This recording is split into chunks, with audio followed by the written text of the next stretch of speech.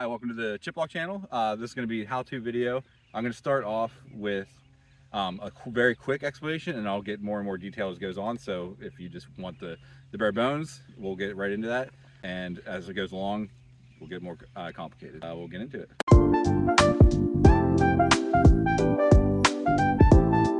Chip block is rather simple. All you're trying to do is have the most number of good chips compared to your bad chips by the end. Instead of keeping purely track of strokes, you keep track of the cool things you do around, like you hit a big putt, you hit a tree, which isn't good, but you know it's noteworthy, and the other things that just normally happen during your round. The disc golf game, and this comes with 18 chips that all have different ways that you can earn them throughout your round, which we will talk about now.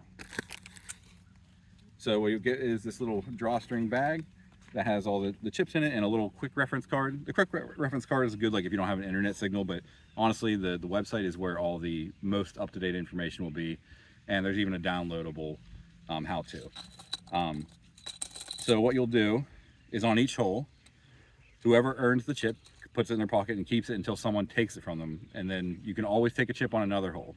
You don't get to keep it forever because there's always the chance that someone will take it. And each chip has a way to earn, and it also has a tiebreaker.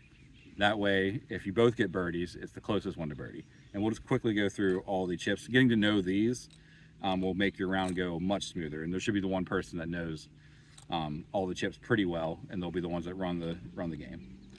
So we'll just go through all the chips real quick. We'll start with the ones that are for scores. So for scores, you have, if you get an ace, so from tee box to the you know what an ace is, get a hole in one. Step up from there, we have an eagle.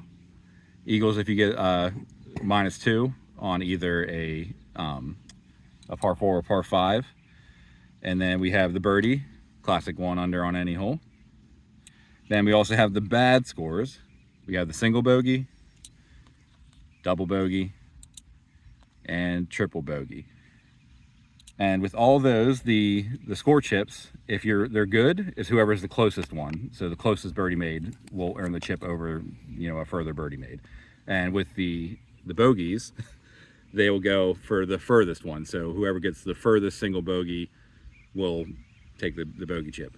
It is important to note that with the triple plus, even if you're closer, if you're making like a +4, you take the chip even if a +3, you know, scored the triple plus from further back.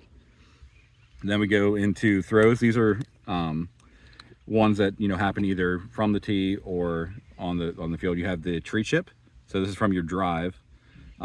If you hit a tree off your drive, the last person to hit it gets to keep that. We have the throw in outside circle 2, which if you don't know what circle 2 is, that's about 66 feet away or 20 big steps. If you make a shot from outside circle 2, you get that. Pured, if you finish closest to the pin, CTP basically, through the defined gap or through the tunnel. The drop-in is, you have to be the only person to take a drop-in, and it can be for par or better, and you have to be able to place the disc in the basket without ever letting it go forward. So you're just literally just dropping it in. It's very close, and it's harder than you think to get. Now you have the big putter. That's a circle 2 putt.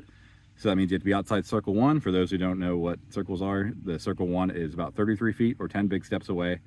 So as long as you're that far away, but you're not, you know, in the throw-in range, then you can earn the big putter. And big putter also has to be for par or better. A lot of these have rules on when they are able to be earned. Like, for instance, the air ball, that can only be earned on your par putt. And if you're inside circle 1 and hit no metal, that's how you earn the air ball chip.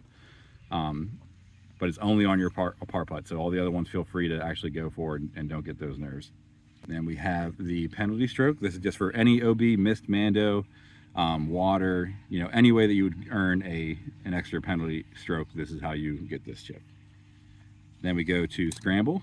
Scramble is whenever you are outside circle 2 and you get up and down for par or better, you can earn the scramble chip. So you got to be off the fairway though, which that's up to your card to decide what is off the fairway. And then we're getting some of the slightly more strange ones. Stroke chip. Stroke is just when you get strokes on folks. If you have the lead at any time during a round, you will get the stroke chip, and it can only be taken from you once someone has a solo lead. If someone ties you, they don't get it, or if 2 people stay tied going in front of you, It doesn't change hands. They have to have this solely by themselves in order to take it. Have the Rescue Ranger. This is if you find someone's disc that they couldn't find, or if you just find someone's random lost disc that, you know, someone else left there years ago. That counts for this. It is important to note that you can't just run up and grab someone's disc and say you found it. You have to give them time to look and wait for them to ask for help, or if it's been long enough, step in and claim this. And this is probably one of my personal favorites. This is Dethroned. This is when you go from first on the box to last on the box. And also, basically, if you're on the front of the box and you take the worst score out of everyone, that's going to earn you the Dethroned chip, because you're going from first to the back of the box. That makes you King Bob.